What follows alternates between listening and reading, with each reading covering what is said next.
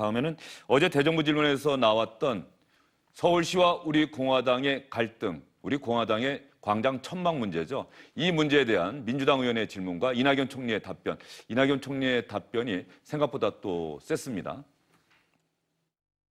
불법을 실질적으로 자행하고 있는 정치 집단에 대해서 뭔가 유보적이고 관용적인 태도를 보이는 것이 합당하다고 생각하십니까? 예, 그날 대집행이 이루어지던 그 장면을 텔레비전으로 보신 국민들이 적잖게 의아한 생각을 가졌으리라 생각합니다. 경찰은 그냥 지켜드리는 것이다 하는 것이 관행이라고 하지만 눈앞에서 현행범, 현재적으로 범행이 저질러지고 있는데도 등돌라서서 있는 경찰을 국민들이 과연 어떻게 볼 것인가. 그 점에 대해서는 정부 내부에서도 논의가 있었습니다. 이런 사안까지 대통령께서 이렇게 뭔가 어떤 일정한 의견을 표현하신 게 포용하시도록 그렇게 방치해서 되겠느냐. 행정부가 좀 더 적극적으로 대처하고. 그래서 그 자리에서 행정안전부 장관도 시정을 약속했습니다. 범행이 저질러지고 있는데 경찰이 등돌아서서 있다. 이거 납득하기가 어렵다는 그런 취지로 이야기를 했는데 기동민 의원이 지적한 것처럼 대통령도 여기에 대해서 의견을 표현했다. 이런 상황까지 행정부가 뭐 했느냐. 그랬더니 그 자리에서 행정안전부 장관도 시정을 약속했다고 이낙연 총리가 이야기를 했죠. 대통령이 국무회의에서 이런 이야기를 했다는 겁니다. 행정대집행이 서울시 몫이라고는 하나 물리적으로 방해하는 것은 불법이고 현행범인데도 경찰이 충돌만 막는 역할을 하는 것은 납득하기 어렵다. 대통령이 국무회의에서 이런 이야기를 했다고 한다면 행정안전부 장관, 경찰청장 나중에 이 얘기를 들었겠습니다만 상당히 긴장했겠습니다. 그렇습니다. 저는 구체적인 사안에 대해서 대통령이 저런 수준까지 이야기를 했다라고 말하는 것은 굉장히 심각한 문제의식을 가지고 있다는 뜻이었을 테고요. 또 한 가지는 국무회에서 저런 얘기까지 하나라고 하는 생각을 하는 국민들도 꽤 있을 것 같아요. 청와대 브리핑 보면 통상적으로 국무회의 모두 발언, 대통령 발언 끝나고 나서 국무회의에서 오갔던 이야기들은 보통 비공개다. 그렇습니다. 기자들이 물어봐도 공개를 안 하거든요. 그렇습니다. 저건 이제 대통령 관련 기록물이기 네. 때문에 기본적으로 이제 공개가 되지 않도록 돼 있어요. 않도록 돼 있는데 대통령의 국무회의 발언 내용이 국회 행정안전위에 뭔가 자료가 전달이 돼서 그 자료가 공개가 되면서 이제 발언 내용이 알려진 것으로 이렇게 보도가 되고 있습니다. 그런데 저 부분과 관련해서는 일단 저 자료가 어떻게 나갔는지에 대해서 나중에 좀 따져볼 필요가 있을 것 같고요. 네. 또 한 가지는 대통령이 저런 구체적인 사안에 대해서 저런 이야기를 한다고 하는 것이 과연 적절할 것이냐라는 두고 정치권에서는 충분히 논란이 있지 않을까 그렇게 생각이 되기도 합니다. 예, 정치권 뭐 아무래도 대한애국당 쪽에서는 바로 상당한 반발이 예상이 되는데 대통령이 우리 공화당의 천막 이 설치 불법이고 불법적 행동을 하는데 경찰이 등만 돌리고 가만히 있는다는 것은 도저히 납득할 수 없다. 이렇게 상당히 강경한 발언을 했습니다. 어떻게 평가하세요? 대통령의 말씀에 틀린 내용은 없습니다. 그런데 부족한 내용이 있습니다. 어떤 게 부족합니까? 결국은 공권력을 엄정하게 집행을 하라는 얘기거든요. 그래서 공권력을 회복해야 되는 거예요. 그런데 사실은 이 천막 문제와 관련해서만 보더라도 지금 우리 공화당의 천막만 있는 게 아니거든요. 예를 들면 세종문화회관 옆에 있는 세종로 공원에는 지금 민노총 천막이 있어요. 그거를 종로구청 직원이 철거하는 과정에서 오히려 직권남용으로 검찰에 가서 조사를 받고 있는 상황이고 청와대 앞에도 무수히 천막이 많이 있습니다. 그러면 대통령께서는 이렇게 말씀하셨어야죠. 공권력 집행을 막는 그 현행범에 대해서 엄격하게 집행할 뿐만 아니라 모든 공권력에 대해서 부당하게 위법하게 행동하는 것에 대해서 우리는 앞으로 엄정하게 대처해야 된다. 이렇게 말씀하셨으면 논란이 안 되는데 굳이 딱 우리 공화당 것만 말씀하시니까 야당에서 문제 제기가 나오는 거죠. 예, 그러면 말이죠. 지금 정태훈 의원님 말씀하신 그 내용이 나경원 자유한국당 원내대표가 문재인 대통령의 이 국무회의 발언과 관련해서 자신의 생각을 밝혔는데 거의 비슷한 내용이네요. 나경원 원내대표 얘기 한번 들어볼까요? 공개적으로 경찰에게 야권 탄압을 주문하고 있습니다. 경찰에게 국회 패스트트랙 협박 수사를 종용하는 정권이 이제는 또 공공연하게 용역 경찰을 요구하고 있습니다. 민노총이 곳곳에 치는 흉물 천막을 사실상 묵인하는 정권.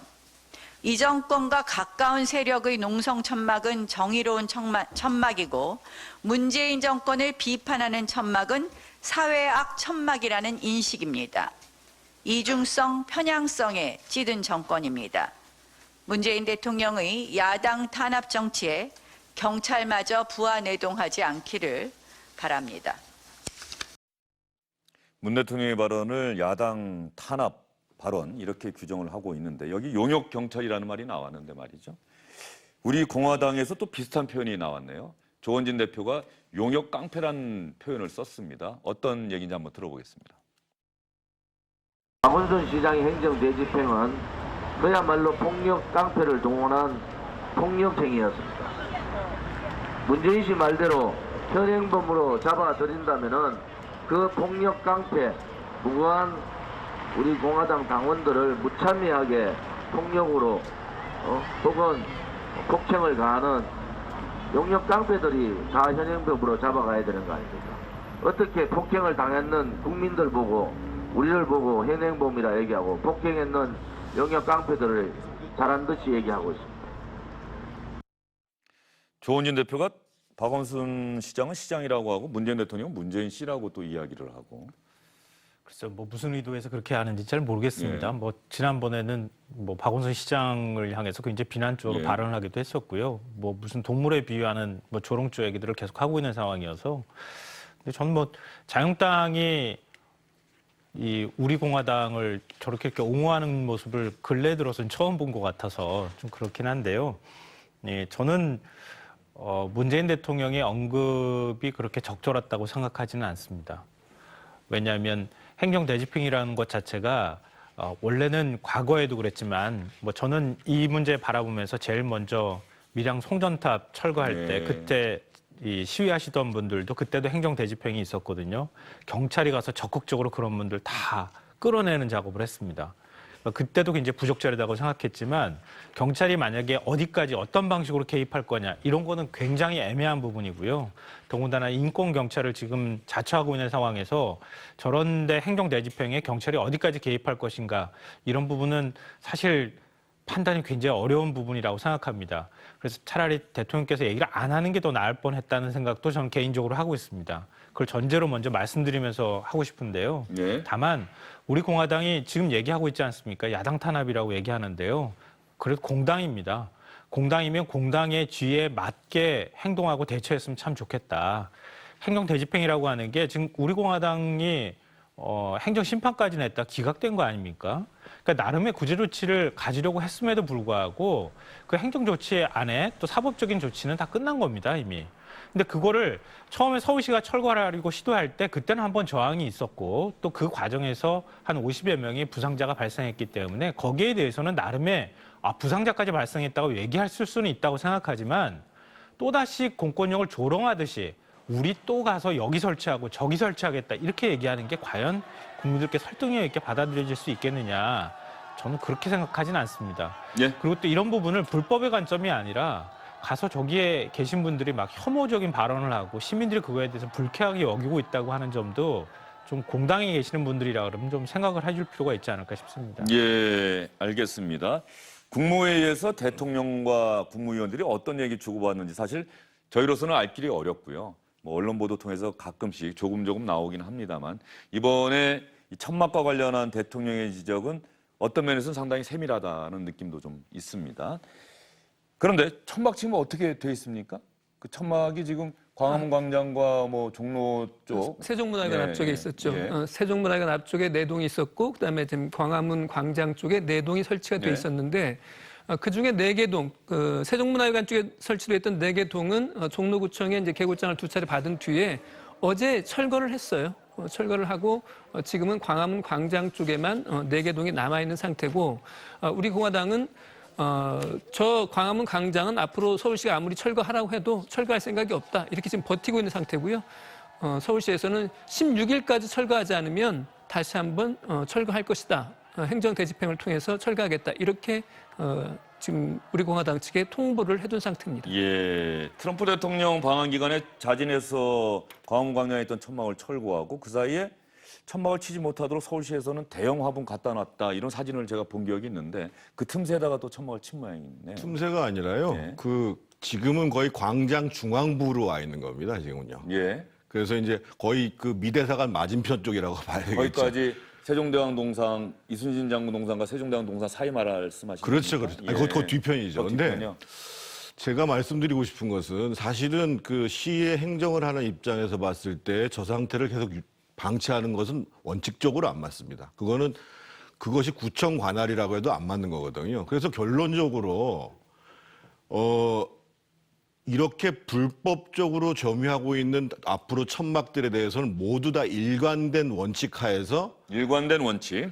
치지 못하도록 한다. 그래서 모든 천막들을 정리를 하는데 그러다 보면 실제로 거기서 반응하시는 분들의 차이가 있을 거예요. 그러면 시민들이 이거는 정말 문제가 있다고 하는 여론이 생길 수 있는 것이거든요.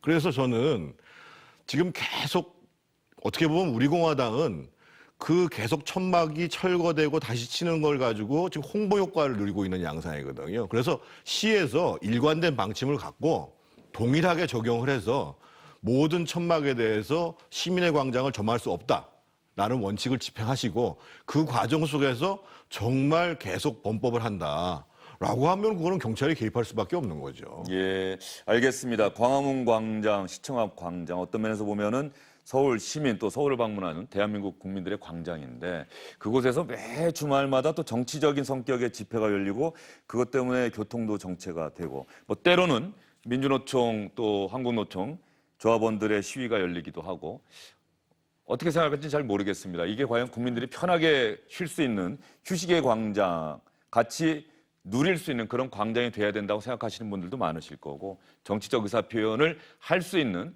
역사적으로 그런 것들이 있지 않느냐 또 이렇게 생각하는 분도 있을 거고 말이죠. 짧게 말씀해 주십시오. 예. 지금 방금 전에 말씀하신 거는 지금 광장이라고 하는 기본적 성격이 좀 맞지 않을 수도 있다 이렇게 생각을 해서 좀 잠깐 말씀드리고 싶은데요. 그러니까 광장은 기본적으로 정치적 자유나 의사표현이 이루어져야 할 공간이고 집회 시위도 사실은 뭐 광장이기 때문에 이건 불가하다 이렇게 얘기할 수도 없는 공간입니다. 그러니까 그 공간 안에서 어떻게 시민의 자유로운 의사표현이 있고 집회도 이루어지고 하느냐. 근데 그 과정에서 어떤 태도를 유지하느냐 이게 굉장히 중요하다고 생각하거든요. 그 뭐 하다못해 우리 촛불 집회도 거기서 열리기도 했었고요. 그리고 뭐 세월호 천막도 있었습니다. 그거는 이제 다른 차원의 문제라 할지라도 지금 이제 우리 공화당도 거기에 있는데요. 그러니까 다만 거기에 들어가서 자신의 의사 표현을 한다고 하면 최소한 그럼 우리 사회 시민에 걸맞는 행동 양식을 보여줘야 한다는 겁니다. 그러니까 다른 사람들한테 지나가면 막 욕설하고 거기에 막 가스통 갖다 놓고 이런 방식으로 하기보다는 거기에 천막이 불가피하다고 하면 그 나름대로 천막의 불가피성을 국민들 상대로 홍보할 수 있을 정도의 양식을 갖춰야 하는데 지금은 오로지 우리가 뭐 마치 다 가지고 있는 것처럼 점령해도 되는 것처럼 이런 식으로 한다는 거예요.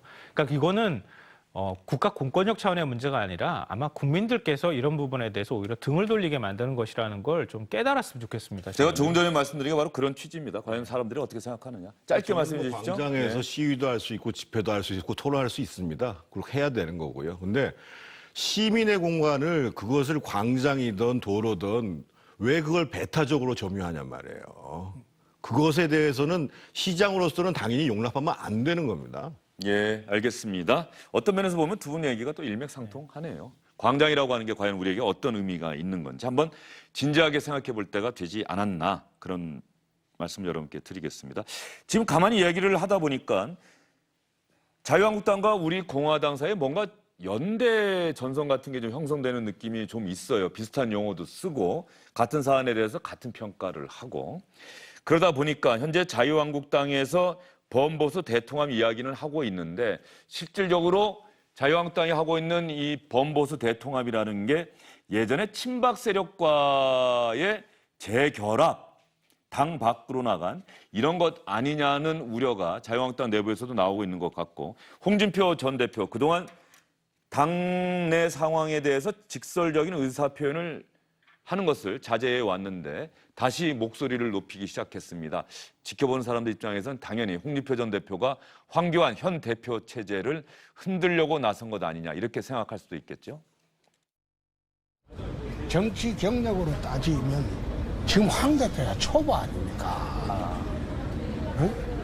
그 뭐 초보에 불과하고 우리가 24년을 했던 사람. 기자분들은 싸움을 붙인다 이 말이야.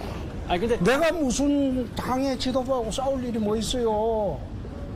근데 나는 해볼 거 다 해본 사람이야. 내가 황 대표를 견제하고 그 다음에 경쟁자로 생각하고 한 번도 그런 생각을 해본 적 없어. 예, 홍준표 전 대표 얘기 들어보니까 저희가 이 사안 다루는 것도 싸움을 붙이기 위해서 또 다루는 것 같은 느낌이 있는데 어쨌든 홍준표 전 대표가 뭔가 의사 표현을 계속적으로 하고 나섰다, 하기 시작했다. 이건 맞는 건 아닙니까? 틀림없는 것 같아요. 윤석열 검찰총장 후보자에 대해서도 어떻게 보면 옹호하고 들었잖아요. 네. 그 모습도 알고 보면은 사실은 황교안 대표를 필두로 하는 지금의 자유한국당이라고 하는 공당에서 윤석열 총장 후보자를 공격하기 때문에 어떻게 보면 적에 적은 친구라는 그런 심정으로 옹호하는 게 아닌가 싶었고요. 그제 있었던 저 기자들과의 질문, 그다음에 최근에 홍준표 대표가 전 대표가 페이스북 등을 통해 가지고 계속 지금 글을 올리잖아요.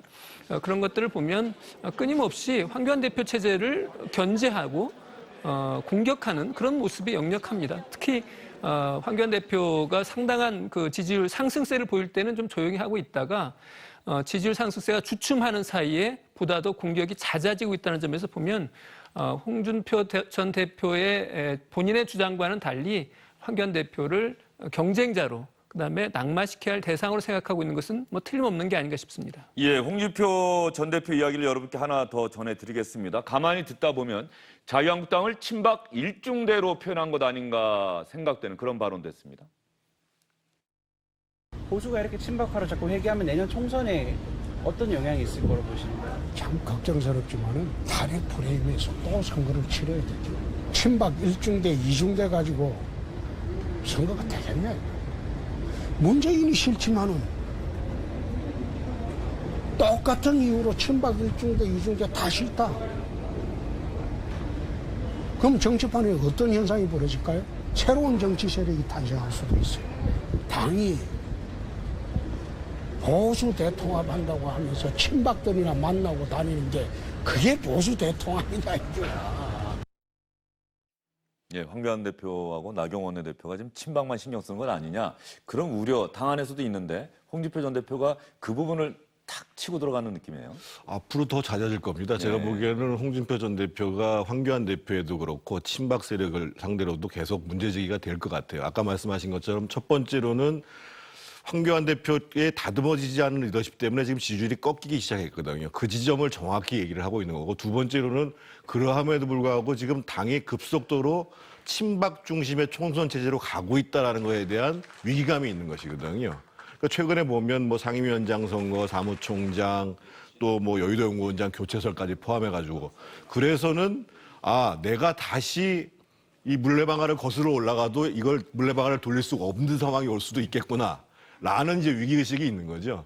그래서 저는 저 문제는 불가피할 거라고 보여지는데, 문제는 홍준표 대표의 문제제기 중에 상당히 타당한 측면이 있는 거예요. 과연 친박 중심으로 해서 내년 선거에서 자유한국당이 승리할 수 있겠느냐. 이거는 많은 보수 지정에서 갖고 있는 공통된 의문점이거든요. 그 문제에 대해서 사실은 자유한국당 내부에서 심각히 고민을 해야 됩니다. 예, 결과적으로 저런 목소리들 하나하나가 다 내년 총선을 겨냥한 얘기일 텐데 말이죠. 새로운 정치 세력이 탄생할 수도 있다. 그냥 빈말일 수도 있고 실제로 저런 움직임이 있을 수도 있고 어느 쪽으로 생각이 드십니까? 글쎄 아직 뭐 장담하기는 좀 어렵지만 얼마 전에 우리 공화당으로 관심이 많이 쏠렸던 이유도 그것 때문 아니겠습니까? 그러니까 지금 뭐 한 50명 정도의 의원들을 만나고 있다 이렇게 우리 공화당 측에서 계속 얘기를 하고 있는 상황인데요. 뭐 어떻게 될지는 모르겠지만 여지는 계속 남아있는 상황이 아닐까 싶습니다. 근데 저는 지금 홍준표 전 대표의 말을 들으면서 지난 전당대회 때 그때 왜 사퇴를 했는지 이해가 갑자기 되기 시작했어요.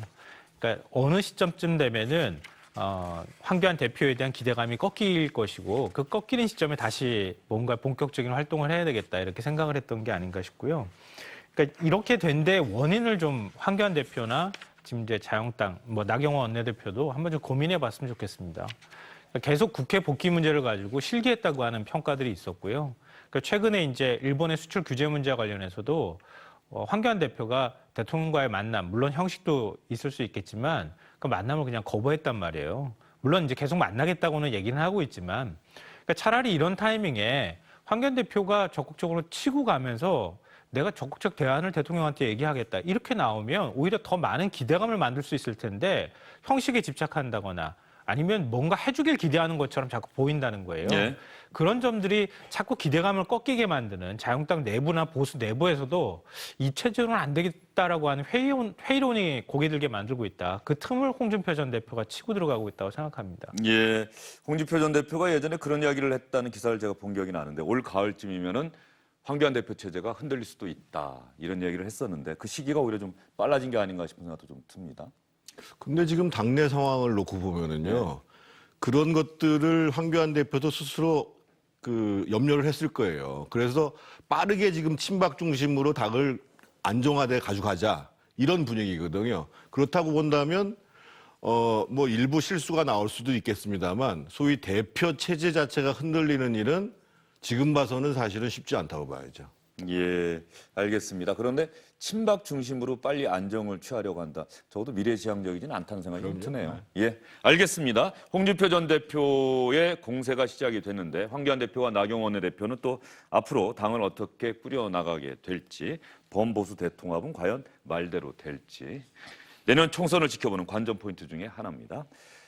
여러분을 다시 국회 대정부질문 현장으로 모시고 가도록 하겠습니다. 어제 있었던 대정부 질문인데 자유한국당 전희경 의원, 자유한국당에서 자랑하는 일종의 전사죠. 상당히 공세를 잘 펴고 논리도 내세우는데 이낙연 국무총리와 일전을 벌였습니다.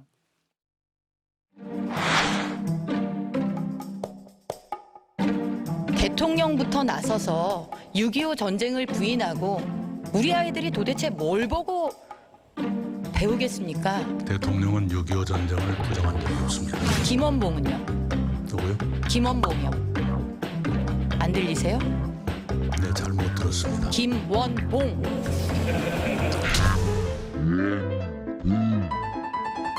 광복군의 김원봉에 대한 평가와 장준하 등의 김원봉에 대한 평가를 총리께서는 한번 살펴보시기 바랍니다. 네, 제가 의원님만이 하겠습니까만 저도 공부를 하는 사람입니다.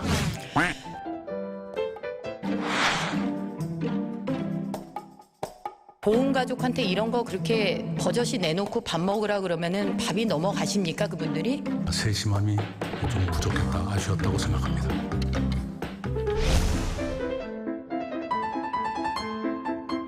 세심함이라는 말은 그런 데 쓰는 말이 아니죠. 비정함입니다. 비정함의 발로라고 생각합니다. 네, 저도 의원님만은 못하지만 저도 국어 꽤나 했습니다.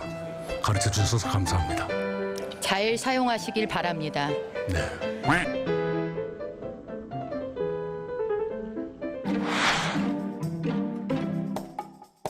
민노총과 정교조만 왜 그렇게 특혜를 받아야 하죠?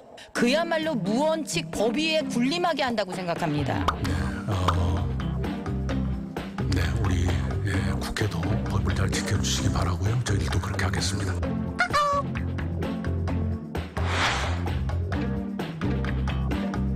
총체적으로 총리는 이 정권 교육 정책에 몇 점이나 주고 싶으십니까? 그렇게 점수를 매길 만큼 깊게 따져보지는 못했습니다. 총리신데요? 총리라고 다 전문적인 것은 아닙니다.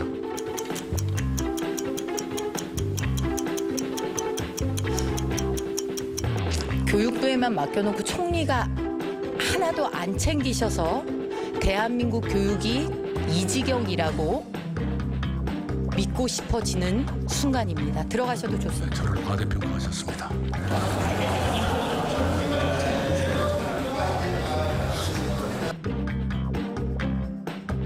이낙연 총리는 뭐 흔들림 없이 답변을 하는데 전희경 의원도 지지 않고 두 사람 모두가 지지 않겠다는 그런 의지가 엿보이는 질문과 답변이었습니다. 내용이 없었다고 하는 그런 평가도 있지만 사실은 이거 보면 재밌잖아요. 예. 재밌어서 무엇보다 저는 전희경 의원의 어떤 저런 파이팅 넘치는 자세를 일단 좀 평가해주고 싶은 마음이 드는데 역시 국회 대정부 질문하면 이낙연 타임이에요. 예. 사흘간의 이 국회 대정부 질문의 주인공은 단연 이낙연 총리고 어제 저 17분 동안의 공세와 그다음에 방어에도 불구하고 결국 기억에 남는 것은 제 생각에는 이낙연 총리가 기억에 남지 않을까 싶습니다. 예, 저를 과대평가하셨습니다 하고 딱 나가니까 국회 본회의장에서 웃음소리가 나네요.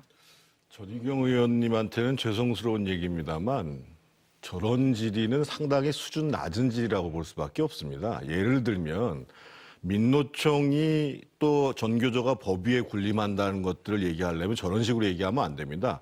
과거 정부 동안에 실제로 민노총에 대해서 공권력이 무기력하게 대응했던 사례들 횟수를 다 찾고 이 정부 들어서 한 것을 찾아가지고 왜 이 정부 들어서만 특히 그렇게 불법적인 행동이 많냐 이렇게 얘기를 해야지 총리가 시인을 하는 것이지. 저는 얼마 전에 곽상도 의원이 대통령 동서에 대한 문제 제기를 해요. 의혹은 가질 수 있습니다. 그런데 의혹을 제기할 때는 구체적으로 예를 들면 대학 평가를 할 때 어떤 대목에서 누가 관여를 해서 문제가 있었다라고 얘기하는 것이 대정부 질문이지 이런 의혹이 있습니다라고 하는 것은 오히려 실제 의혹이 있었다고 하더라도 그걸 덮어주는 효과뿐이 안 나요. 그래서 과연 지금 우리 국회에서 대정부 질의 제도라는 것이 바람직한 것인가라는 거에 대한 저는 의문을 항상 갖습니다만 질의하시는 분들이 정부의 정책이나 예산과 관련해 가지고 구체적으로 시인을 할 수밖에 없도록 질의를 준비하는 것이 굉장히 중요합니다. 예, 알겠습니다. 민노총과 전교조 그야말로 무원칙 법위에 군림하게 하고 있다고 생각합니다라고 전희경 의원이 이야기를 하니까 이낙연 총리가 이렇게 답변하죠. 우리 국회도 법을 잘 지켜주시길 바라고요. 이것과 연관된 기동민 의원과 이낙연 총리의 질문과 답변 아마도 패스트트랙 고소 고발과 관련한 경찰의 수사와 관련한 이야기인 것 같습니다. 법치를 강조하는 정당의 대표가 공권력의 법 집행을 압박과 불안, 공포로 포장하는 것에 대해서는 어떻게 생각하십니까? 몹시 조심스럽습니다만은 원론으로 말씀드리면 법을 만드는 것이 법을 지키는 것은 국민들의 당연한 요구고 기대라고 생각합니다. 공권력을 대놓고 무시하고 소환에 불응하고 있는 지금의 국회, 국민들께서 어떻게 평가하시라고 생각하십니까? 예, 정치의 불신을 부채질할 수 있다 이렇게 생각합니다. 예, 이렇게 연계가 될지 모르겠습니다만은 이낙연 총리가 국회라고 이야기를 하고 있습니다만은 또 많은 사람들은 자유한국당 겨냥한 것 아니냐 이렇게 또 해석할 수도 있는 발언인데. 글쎄요. 참 얘기하기가 그런데 저는 굉장히 모범답안 같은 답변을 했다고 생각하거든요. 모범 답안이죠. 네, 법을 만드는 것이 법을 지켜야 된다라고 하는 것이 모든 국민의 해석을 당연한 자꾸 기대다. 자유한국당에 겨냥을 한 것이다 이렇게 예. 얘기를 해버리니까 뭐 그걸 은근히 얘기를 하면서 예. 공격을 했다고 해석을 할 수 있을 것 같은데 해석은 해석하는 자의 몫이 아닐까 싶은 생각이 들고요. 아니죠. 질문을 이렇게 했잖아요. 법치를 강조하는 정당의 대표가 공권력의 법 집행을 압박과 불안, 공포로 포장하는 것에 대해서 어떻게 생각하십니까? 자유한국당 얘기한 거 아닙니까? 자유한국당 얘기한 것에 대해서 이렇게 답변을 하니까. 예.